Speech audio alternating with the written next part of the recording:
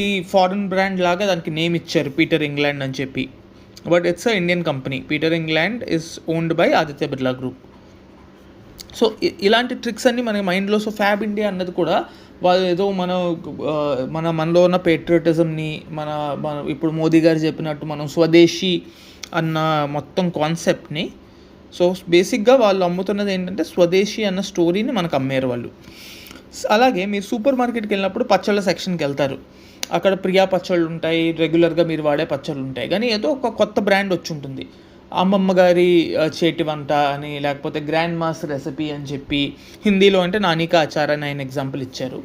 So అందులో ఏమవుతుందంటే మీరు యాక్చువల్గా అబ్జర్వ్ చేస్తే మీకు ప్రోడక్ట్ అమ్మట్లేదు. ప్రోడక్ట్ టొమాటో పిక్కలు అవనివ్వండి, ఏదైనా మీరు టొమాటో పిక్కలు కొనట్లేదు. అక్కడ మీరు ఏం చేస్తున్నారంటే మీరు యాక్చువల్గా స్టోరీ కొంటున్నారు. మీకు మీ అమ్మమ్మ గారు గుర్తొస్తారు, సమ్మర్ హాలిడేస్ గుర్తొస్తాయి, వాళ్ళ ఇంటికి వెళ్ళి మీరు ఎలా ఉండేవారు అవన్నీ గుర్తొస్తాయి. అండ్ ఆ నాస్టాల్జియాలో మీరు ఆ ప్రోడక్ట్ పిక్ చేసుకుంటారు వర్సెస్ మీరు రెగ్యులర్గా కొనే పికల్.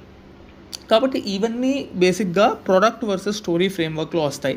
సో నెక్స్ట్ టైం మీరు ఏదైనా ప్రోడక్ట్ కొంటున్నప్పుడు కానీ, లేకపోతే ఏదైనా ఇంటర్వ్యూకి ప్రిపేర్ అవుతున్నప్పుడు కానీ ఒక పర్టికులర్ కంపెనీకి వాళ్ళు ఏమైనా ఈ ఫ్రేమ్వర్క్ అప్లై చేస్తున్నారా, వాళ్ళు జస్ట్ ప్రొడక్ట్సే అమ్ముతున్నారా, లేకపోతే దాని వెనకాతలో ఏమైనా ఎగ్జాక్ట్ స్టోరీ ఉందా అని మీరు ఆలోచించి దాన్ని మీరు ఆన్సర్లో ఇన్కార్పొరేట్ చేస్తే మీకు మార్కెటింగ్ వచ్చు, మీకు మార్కెటింగ్ యాక్చువల్ ఎసెన్స్ తెలుసు. మీరు జస్ట్ బేసిక్స్ గురించే మాట్లాడడం కాకుండా ఒక లెవెల్ డీప్ అండర్స్టాండింగ్ మీకు ఉందని ఎదుటి వాళ్ళకి తెలుస్తుంది.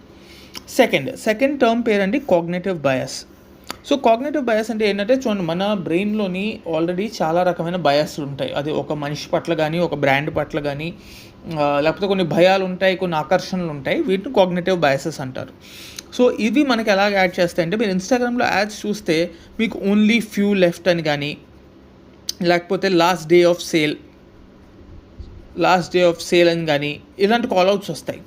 సో ఇది ఏమవుతుందంటే మీ బ్రెయిన్లోని అరే మనం మిస్ అయిపోతామేమో, ఫోమో అంటారు కదా, ఫియర్ ఆఫ్ మిస్సింగ్ అవుట్ అని చెప్పి, ఈరోజు కొనకపోతే ఈ డీల్ మళ్ళీ రాదేమో అని వాళ్ళు ఒక సార్ట్ ఆఫ్ భయాన్ని సృష్టిస్తారు.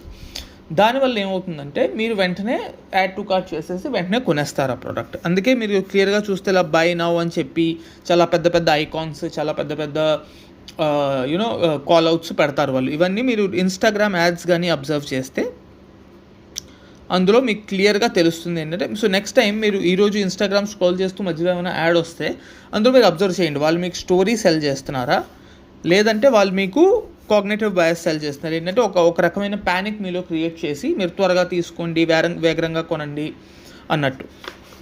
మూడోది, attention is the new currency. So ఇది చాలా ఇంట్రెస్టింగ్.